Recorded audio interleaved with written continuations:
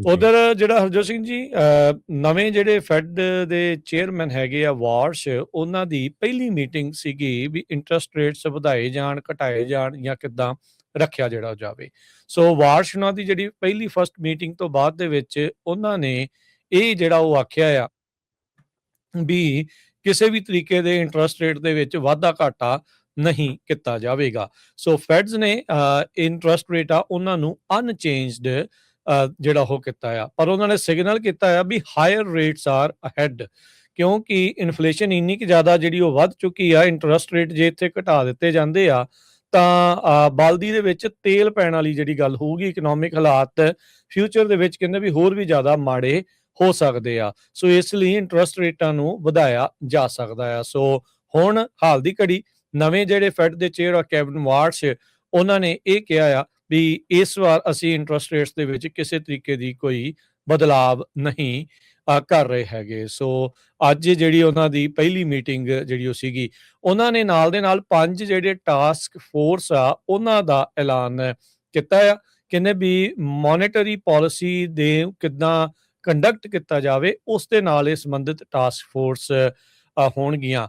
ਇਹਨਾਂ ਨੇ ਪਹਿਲੀ ਵਾਰ ਇਦਾਂ ਕੀਤਾ ਵੀ ਇੱਕ ਜਿਹੜੀ ਡਾਟ ਰਿਪੋਰਟ ਹੁੰਦੀ ਆ ਉਸ ਨੂੰ ਵੀ ਨਹੀਂ ਸਬਮਿਟ ਕੀਤਾ ਹੈਗਾ। ਸੋ ਇਹ ਬੜਾ ਪੁਰਾਣਾ ਟ੍ਰੈਡੀਸ਼ਨ ਫੈਡ ਦਾ ਜਿਹੜਾ ਉਹ ਚੱਲਦਾ ਆ ਰਿਹਾ ਸੀ। ਡਾਟ ਪਲਾਟ ਜਿਹੜਾ ਉਸ ਨੂੰ ਆਖਿਆ ਜਾਂਦਾ, ਇਕਨੋਮਿਕ ਪ੍ਰੋਜੈਕਸ਼ਨ ਹੁੰਦੀਆਂ ਆ ਸ਼ਾਰਟ ਤੇ ਲੌਂਗ ਟਰਮ ਦੇ ਲਈ, ਇਸ ਵਾਰ ਉਹ ਨਹੀਂ ਕੀਤੀਆਂ ਆ ਗਈਆਂ ਹੈਗੀਆਂ। ਸੋ ਜਿੰਨੀ ਪਹਿਲਾਂ ਪ੍ਰੈਡੀਸੈਸਰ ਇਹਨਾਂ ਦੇ ਸੀਗੇ ਜਰੋਮ ਪਾਵਲ, ਲੰਮੀਆਂ ਕਾਨਫਰੰਸਿਸ ਕਰਦੇ ਸੀ, ਇਹਨਾਂ ਦੀ ਜਿਹੜੀ ਨਿਊਜ਼ ਕਾਨਫਰੰਸ ਆ ਉਹ ਉਸ ਦੇ ਨਾਲੋਂ ਥੋੜੇ ਵਕਤ ਦੀ ਜਿਹੜੀ ਹੋ ਰਹੀ ਆ।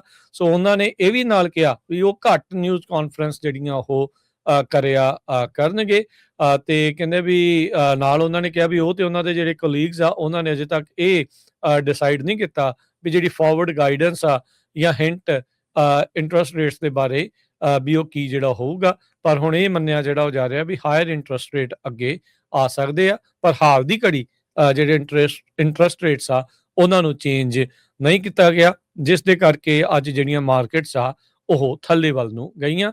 ਉਹ ਨੰਬਰਸ ਆਪਾਂ ਤੁਹਾਡੇ ਨਾਲ ਪ੍ਰੋਗਰਾਮ ਦੇ ਅਖੀਰ 'ਚ ਸਾਂਝੇ ਕਰਾਂਗੇ। ਤੇ ਹਰਜੋਤ ਸਿੰਘ ਜੀ, ਜਾਂਦੇ ਜਾਂਦੇ ਮਾਰਕੀਟਸ ਦੇ ਬਾਰੇ ਜਿੱਦਾਂ ਦੱਸਿਆ ਵੀ ਅੱਜ ਫੈਡ ਨੇ ਇੰਟਰਸਟ ਰੇਟ ਸਥਿਰ ਰੱਖੇ, ਜਿਸ ਕਰਕੇ ਡਾਓ ਜੋਨ ਦੇ ਵਿੱਚ ਅੱਜ 507 ਪੁਆਇੰਟਾਂ ਦੀ ਗਿਰਾਵਟ ਦਰਜ ਹੋਈ, 51,493 ਤੇ ਬੰਦ ਹੋਇਆ। S&P 91 ਪੁਆਇੰਟ ਘਟ ਕੇ 7420, ਨੈਸਡੈਕ 300 ਤੇ 55 ਪੁਆਇੰਟ ਘਟ ਕੇ 26,022 ਦੇ ਉੱਤੇ ਬੰਦ ਹੋਇਆ। ਸੋਨੇ ਦਾ ਭਾਅ 4332 ਡਾਲਰ ਪ੍ਰਤੀ ਟਰੋਏ ਆਉਂਸ, ਕੱਚੇ ਤੇਲ ਦੀ ਕੀਮਤ $76 ਪ੍ਰਤੀ ਬੈਰਲ ਰਹੀ। 10 year yield 4.47%, crypto currency Bitcoin 64,577 ਤੇ ਇਥੀਰੀਅਮ 1700 ਤੇ $56 ਦੇ ਬਰਾਬਰ ਚੱਲ ਰਿਹਾ ਹੈ।